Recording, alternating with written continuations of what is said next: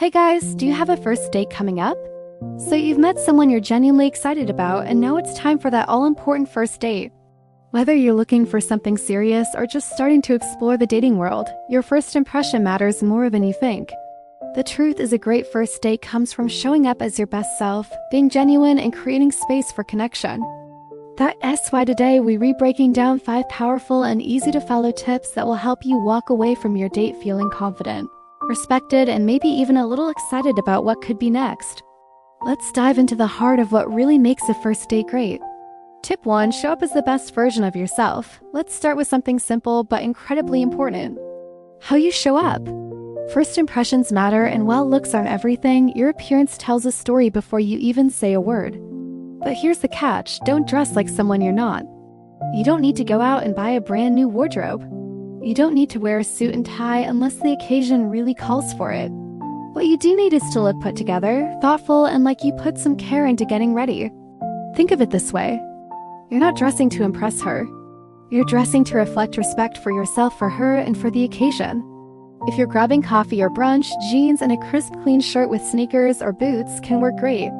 If you're meeting after work, maybe something a little more polished, smart casual. Above all, your outfit should feel like you, but your best, most confident version. Wrinkled shirts, worn-out shoes, or sloppy grooming can suggest you didn't care enough to try, and whether we like it or not, those details stick. Tip 2. Choose the right setting for connection. Where you go on a date matters more than you might think.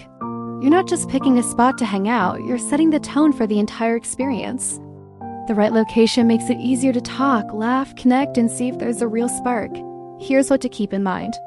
Avoid anything too fancy. A high-end restaurant might seem impressive, but it can also create pressure. If you're 15 minutes in and realize there's no chemistry, you're now stuck in a 2-hour meal and an expensive bill.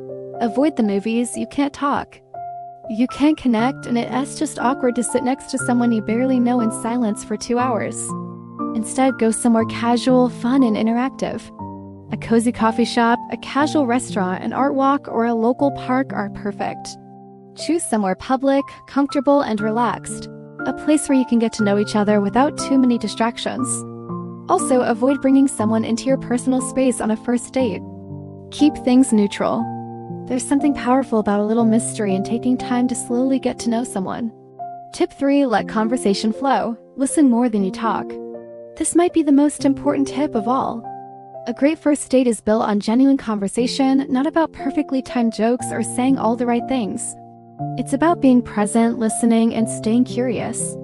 When you're sitting across from her, don't worry about impressing her with your achievements or rehearsing lines in your head. Just be real. Ask thoughtful questions. Pay attention to what lights her up and gently steer the conversation toward those things. But here's the key: don't make it all about you. Yes, share who you are, but also make space for her.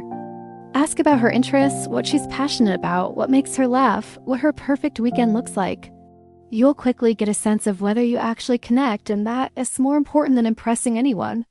And if she doesn't reciprocate, if she isn't asking anything about you or seems disinterested, that's okay too. It's better to find that out now and move on than try to force something that's not there. Tip 4. Know when to end it or when to keep it going. There's a special kind of magic in being present enough to read the moment. Sometimes the first date feels like a spark. Conversation flows, time flies. But check comes and neither of you really wants the day to end. And when that happens, don't be afraid to continue. Offer to do something spontaneous. Grab ice cream, take a walk, browse a bookstore or market. These moments build natural chemistry and show you're thoughtful and fun. But just as important, know when it's time to call it a wrap.